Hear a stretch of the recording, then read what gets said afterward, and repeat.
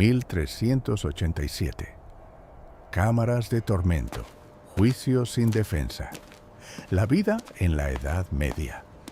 Hay un momento en el corazón de cualquier ciudad europea del siglo XIV en que el mundo entero parece detenerse.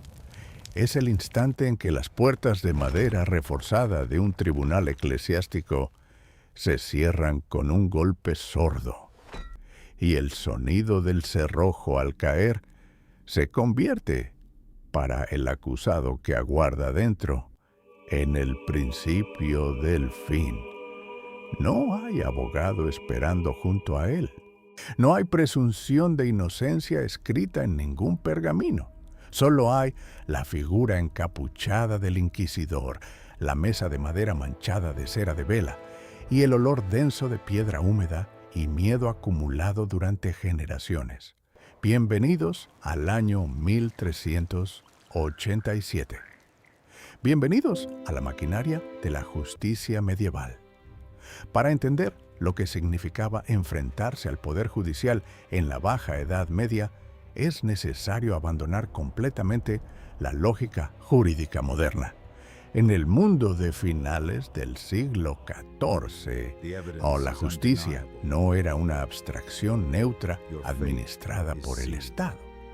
Era una expresión del orden divino, una herramienta de la jerarquía social y, con demasiada frecuencia, un instrumento de control político disfrazado de procedimiento sagrado.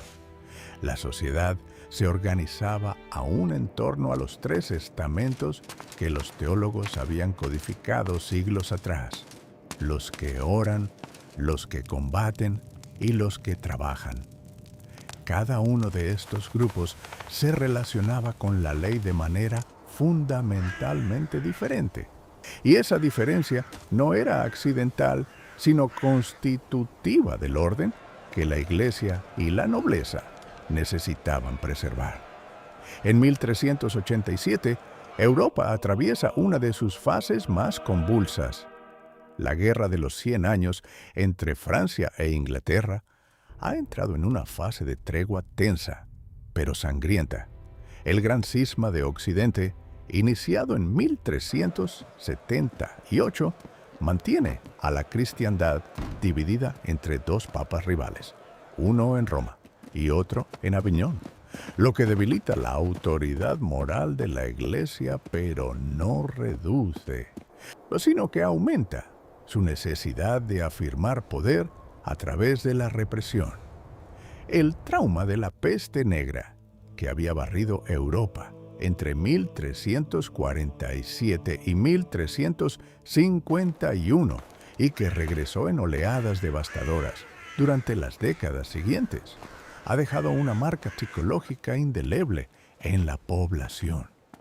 Las ciudades que antaño crecían con vigor ahora luchan por repoblar sus barrios vacíos.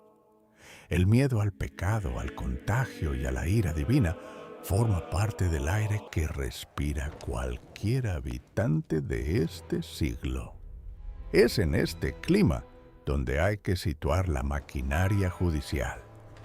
Cuando hablamos de justicia medieval, en realidad hablamos de varios sistemas paralelos que coexisten, se superponen y a menudo se contradicen.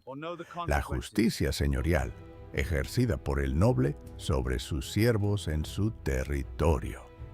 La justicia real, cuya expansión es uno de los motores del surgimiento del Estado-nación. Y la justicia eclesiástica, cuya rama más temida es la Inquisición, aunque no la única ni la más cotidianamente presente para el ciudadano común. Comprender cómo funcionaba cada uno de estos sistemas es comprender el alma misma de la época. Imagina que eres un campesino en una aldea de Languedoc, en el sur de lo que hoy es Francia. Llevas toda tu vida trabajando la tierra de tu señor, pagando en especie y en trabajo los días que le debes según el calendario feudal. Un vecino, quizás movido por una disputa de lindes, por una deuda impagada, o simplemente por el rencor acumulado de años de convivencia estrecha, te acusa ante el oficial señorial de haber robado parte de la cosecha. A partir de ese momento, el procedimiento que se desencadena tiene poco que ver con lo que hoy llamaríamos una investigación. El señor o su representante tiene plena autoridad para convocarte, interrogarte y sentenciarte. No existe la figura del abogado defensor en estos tribunales señoriales rurales. No se te permitirá confrontar a tu acusador en la mayoría de los casos. El juicio puede desarrollarse en cuestión de horas y la sentencia puede ir desde una multa económica hasta el azotamiento público, el marcado con hierro al rojo vivo o, en casos graves, la horca. El castigo físico no era considerado una brutalidad innecesaria, sino una lección visible dirigida tanto al condenado como a todos los que observan. La justicia medieval era esencialmente un teatro social. Pero hay algo que los libros de texto a menudo omiten y que los registros señoriales del siglo XIV revelan con claridad perturbadora. El sistema no era completamente arbitrario en su diseño teórico. Existían fueros y costumbres locales, algunos de ellos sorprendentemente detallados, que definían qué se podía y qué no se podía hacer. Los archivos de señoríos ingleses conservados en el Public Record Office contienen miles de entradas de tribunales locales donde se registran disputas sobre cercas, herencias, deudas de cerveza y acusaciones de insultos. La ley escrita existía. El problema era que su aplicación dependía enteramente de quién tenía el poder y el acceso para invocar la cita. En el sistema de justicia real, especialmente en Inglaterra y en el Reino Capetino de Francia, el procedimiento era más formalizado y, o en teoría, más protegido. Los tribunales reales habían empezado a desarrollar algo parecido a un sistema de jurado en el caso inglés, una herencia de las reformas de Enrique II en el siglo XII. Pero acceder a estos tribunales tenía un coste. Los litigantes necesitaban pagar tasas, contratar procuradores, viajar a sedes judiciales que podían estar a días de camino. Para el campesinado, estas barreras eran infranqueables en la práctica. Para el burgués de una ciudad floreciente o para el mercader con conexiones gremiales, las posibilidades eran otras. El dinero, como en casi todos los períodos de la historia humana, abría puertas que permanecían cerradas para los demás. Y luego está la Inquisición. Pocas instituciones del medievo han captado la imaginación moderna con tanta fuerza, ni han sido tan sistemáticamente malinterpretadas. La Inquisición medieval, o establecida formalmente por el papado a lo largo del siglo XIII para combatir las herejías cátara y valdense, no era una fuerza omnipresente que controlaba cada aldea de Europa. Era, en sus orígenes, una institución específica, geográficamente concentrada en ciertas regiones como el sur de Francia, el norte de Italia y la Corona de Aragón, y orientada a una amenaza teológica muy concreta. Pero hacia finales del siglo XIV, su mecanismo se había refinado, expandido y en ciertos contextos es convertido en una herramienta de persecución política de una eficacia brutal. El procedimiento inquisitorial que un acusado enfrentaba en 1387 era el siguiente. Todo comenzaba con la denunciatio, la denuncia. Podía venir de un vecino, de un confesor, de un rival comercial, o incluso surgir del propio inquisidor durante una visita pastoral a una región. Una vez formulada la acusación, el inquisidor tenía la facultad de iniciar el proceso sin necesidad de que el denunciante sostuviera públicamente su acusación, lo que en la práctica hacía imposible que el acusado conociera el origen del cargo en su contra. Se convocaba al sospechoso y comenzaba el interrogatorio. La primera fase era la negación sistemática de cualquier irregularidad doctrinal. Pero los inquisidores estaban entrenados durante años para encontrar contradicciones, para explotar el miedo, para utilizar la promesa de misericordia como palanca contra el agotamiento psicológico del acusado. Y si la presión psicológica no era suficiente, el manual más influyente de la Inquisición medieval, el Directorium Inquisitorum, escrito por Nicolau Eymerich en 1376, apenas 11 años antes de la fecha que estamos explorando, autorizaba el uso del tormento físico bajo condiciones específicas. La tortura no podía aplicarse a niños, a ancianos, a mujeres embarazadas o a quienes su condición física la hiciera peligrosa para la vida. No podía repetirse más de una vez, aunque la casuística jurídica desarrolló el concepto de continuatio, la continuación del mismo acto de tormento en diferentes sesiones, para rodear esta limitación. Los instrumentos más comunes documentados en los registros de tribunales inquisitoriales incluían la strapado, conocida en castellano como el garrucha, que consistía en atar las manos del acusado a la espalda, elevarlo mediante una cuerda atada a las muñecas y dejarlo caer en seco antes de llegar al suelo, dislocando los hombros, y la toca, un precursor del ahogamiento simulado moderno que consistía en forzar la ingesta de agua mientras se cubría el rostro con un trapo. El objetivo declarado no era el castigo, sino la confesión. Pero una confesión obtenida bajo tormento, según las propias reglas del procedimiento, debía ser ratificada libremente al día siguiente sin coacción. En la práctica, el acusado que había confesado bajo tortura sabía perfectamente lo que ocurriría si no ratificaba su confesión al día siguiente, lo que resulta especialmente revelador de la mente medieval al estudiar estos procesos es la coherencia interna de su lógica. Para el inquisidor del siglo XIV, la herejía no era simplemente una opinión divergente. Era una enfermedad espiritual, una infección del cuerpo místico de la Iglesia, tan peligrosa como la peste para el cuerpo físico.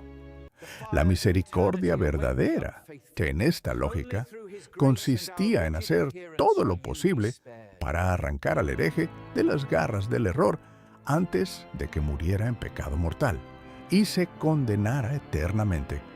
La tortura física, por terrible que fuera, era un precio menor comparado con la condenación eterna del alma. Esta no era hipocresía ni disimulo, era la lógica genuina de personas que creían con absoluta sinceridad en la realidad del infierno, del purgatorio y de la intercesión de los santos. El universo mental medieval era uno en el que las consecuencias espirituales de los actos terrenales eran infinitamente más reales y duraderas que cualquier sufrimiento corporal. Las excavaciones arqueológicas de prisiones medievales en ciudades como Carcassona, en el sur de Francia, lugar que fue durante décadas el centro neurálgico de la actividad inquisitorial, han revelado celdas angostas excavadas parcialmente en la roca, con marcas dejadas por los prisioneros en las paredes, hecho algunas de ellas calendarios contados con rayas, otras figuras religiosas toscamente trazadas, oraciones en latín que alguien grabó en la piedra quizás esperando que ese gesto le valiera algo ante Dios. Los registros del Tribunal de Carcasona, conservados del período 1250 a 1330, enumeran nombres, fechas, acusaciones y sentencias con la frialdad burocrática de un libro de cuentas. Entre esas entradas hay costureras, agricultores, un herrero, varios artesanos, gente común atrapada en la maquinaria de una institución que operaba según una racionalidad completamente ajena a la suya. La pena máxima, la relajación al brazo secular, como se llamaba eufemísticamente, a la entrega del condenado a las autoridades civiles para su ejecución mediante la hoguera, era en realidad menos frecuente de lo que la imaginación popular supone. Y la mayoría de los condenados por los tribunales inquisitoriales del siglo XIV recibían penitencias como la obligación de portar cruces de tela amarilla cosidas a la ropa durante años, el ayuno obligatorio en determinados días, la peregrinación forzosa a santuarios lejanos o períodos de encarcelamiento. Pero el efecto social de estas penas era devastador. El portador de la cruz amarilla quedaba marcado socialmente de por vida, excluido de los gremios, sospechoso ante sus vecinos e incapaz de ejercer ciertos oficios o de dar testimonio en juicio. Era una muerte civil antes que física. Todos estos mecanismos legales, el tribunal señorial, el proceso real, el procedimiento inquisitorial, se insertan en una cultura en la que la violencia pública y el cuerpo castigado cumplían una función pedagógica imposible de separar del concepto medieval de justicia. Todas las ejecuciones en las plazas principales de las ciudades medievales no eran espectáculos sádicos para una población embrutecida. Eran liturgias cívicas en las que el poder del Señor o del Rey o de la Iglesia se hacía visible y tangible. La multitud que se congregaba no asistía movida exclusivamente por morbosidad, sino también por obligación social, por piedad hacia el condenado al que se rezaba para que alcanzara la gracia en sus últimos momentos, y por la comprensión compartida de que la restauración del orden quebrantado requería un acto público de reparación. Y sin embargo, incluso en este sistema aparentemente hermético, había grietas. Los registros de los tribunales medievales están llenos de casos en que aldeas enteras se coaligaron para dar falso testimonio en favor de un vecino acusado, en que familias enteras sobornaron a funcionarios señoriales, es en que mercaderes ricos utilizaron sus conexiones para arrastrar juicios durante años, hasta que el interés del acusador se extinguía. La ley medieval era inflexible en su teoría y sorprendentemente negociable en su práctica cotidiana, al menos para quienes tenían los recursos o las alianzas necesarias para negociar. Lo que permanece cuando uno estudia la justicia del año 1387, cuando uno recorre estos registros, toca estos muros, lee estas actas, es la comprensión de que los sistemas jurídicos son siempre, en cualquier época, el espejo más fiel de los valores y los miedos de la sociedad que los crea. La justicia medieval era brutal porque vivía en un mundo que consideraba el sufrimiento físico una realidad menor frente a la salvación eterna. Era arbitraria porque dependía de jerarquías sociales que nadie cuestionaba como naturales.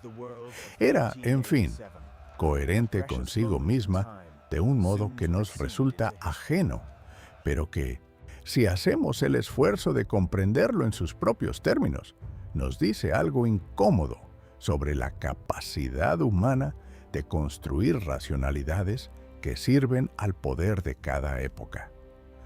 Las instituciones que nacieron de este período, los procedimientos de apelación, los registros escritos de juicio, el principio, aunque frecuentemente violado, de que la acusación requería prueba, forman parte de la genealogía de los sistemas judiciales modernos. La diferencia entre ese mundo y el nuestro no es que ellos fueran crueles e ignorantes y nosotros seamos justos e ilustrados. La diferencia es que los miedos que les movían eran otros. Preguntarse cuáles son los nuestros es, quizás, la tarea más urgente que este viaje al pasado nos deja pendiente. Si este recorrido por la arquitectura del miedo judicial en el siglo XIV te ha llevado a preguntarte qué otros mecanismos invisibles articulaban la vida cotidiana de la Baja Edad Media, escríbelo en los comentarios.